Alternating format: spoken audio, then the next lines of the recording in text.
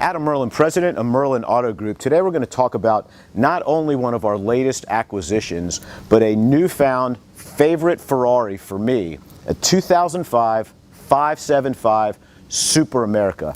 I'll be honest, I was never a huge fan of the Superamerica, but that was really because I really didn't understand it. I saw it in this striking silver over tan color combination. I fell in love with the design. Then I started researching the car. I learned they only built 599 of these cars. Fewer than 200 of those came to the United States, and we have a pristine example here that we're going to show you. So Ferrari produced the 575 model from 2002 to 2005. It's a front-engine V12. The standard 575 had about 505 horsepower. This car has closer to 535 horsepower. Looking at it from the front, the windshield forward, it looks like a regular 575. But what got me was when I really came around to the side, when the patented convertible top, they do consider this a convertible, and actually at the time Ferrari touted this as the fastest production convertible in existence back in 2005.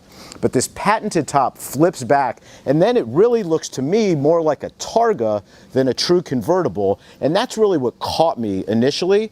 Being silver in color, you can really appreciate the lines and the design of the car. You know, Ferrari, they made the predecessor to the 575 was the 550. They made the 550 Barchetta, which is a full convertible. A lot of people say when that top is up, that car is really not very good looking. The cool thing about this car, the design with the top down and the design with the top up, is truly spectacular. This quarter panel design is more like a sculpture, more like a piece of art than automotive.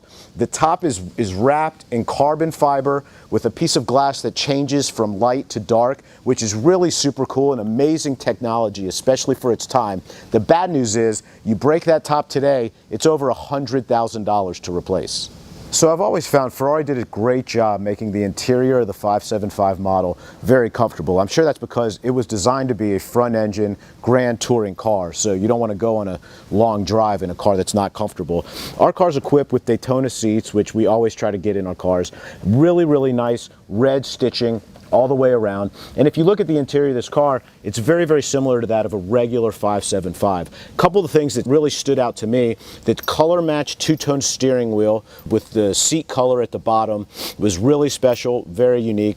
The carbon fiber surround, or the radio, the instrument cluster, and then your top control panel I thought was super, super cool. Certainly ties in with the carbon fiber of the top.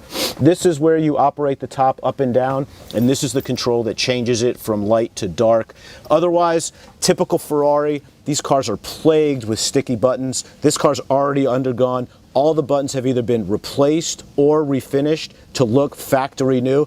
There is absolutely no sticky in this car. And then, of course, the leather dashes that happen to shrink over time, which is just part of owning a Ferrari. This car, I would say, on a scale of 1 to 10, with 1 being atrocious and 10 being perfect, this car's probably about a 7.5 or an 8.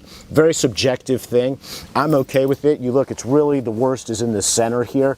It'd have to get a lot worse before I would replace it. But otherwise, the interior of this car is absolutely spectacular. You see the additional hi-fi stereo, which this car is equipped with, so you see some additional speakers. Other than that, it looks like a regular 575 on the inside. Truly one of the more comfortable and better appointed interiors Ferrari has ever done.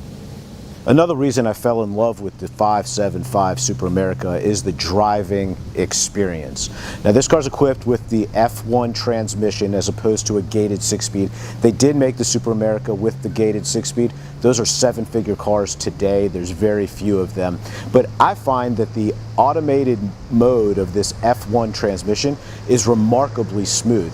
Shifting it is also a lot of fun if you go into the manual mode. The Fiorano handling package of this car gives you a little bit stiffer suspension. The car handles corners. It's got a ton of speed. I mean, it's a super powerful car. There's really nothing like a 12-cylinder front-engine Ferrari. The sound is absolutely intoxicating. Just like all the 575s, the window gaps on the side can be a little dicey. You hear a little bit of wind noise. Remarkably, like I mentioned before, the top is really quiet. I mean, this is a car you can comfortably get in. The air conditioning works fantastically well. The hi-fi sound is pretty cool for a 2005 automobile, but really a fun car to drive if you want to drive fast, if you want to drive down the road, if you're going on a road trip, whatever it is. Really an amazingly comfortable car. And I don't know if it's the extra 30 horsepower or so in this over a regular 575, or maybe just because I'm just enamored and in love with this car. I think it drives incredibly well, and I think it drives better than the regular 575. So when you're looking for one of these and you're trying to determine if it's a good one to get, there's certain things you really need to look for. Obviously, you need to look at the condition of the top, as we mentioned. You want to look at the interior condition. Is there a lot of shrinkage in the dash? Are the buttons all destroyed and sticky? What's the condition of the seats, the carpets? You also want to look on the exterior of the car, see if there's any, issues with the windshield. Is it cracked? Is it pitted? What is the condition of the paint? These front headlights in these can often get a lot of moisture and condensation inside. You want to make sure the seals in them are good. All the rubber seals can indicate if this has been a car that's been in climate, not in climate, maybe climate controlled garage. These are little telltale signs that indicate to you, what is the life of this car. It's a 16-year-old car. What kind of condition, how have the previous owners cared for that car? As always, we want to thank you for watching. Be sure to like and subscribe. If you want any more information, don't hesitate to check out our website, www.merlinautogroup.com, or send comments, questions about these cars or any other car you want to see a review on. We'd be more than happy to accommodate. I'm Adam Merlin with Merlin Auto Group. We'll see you next time.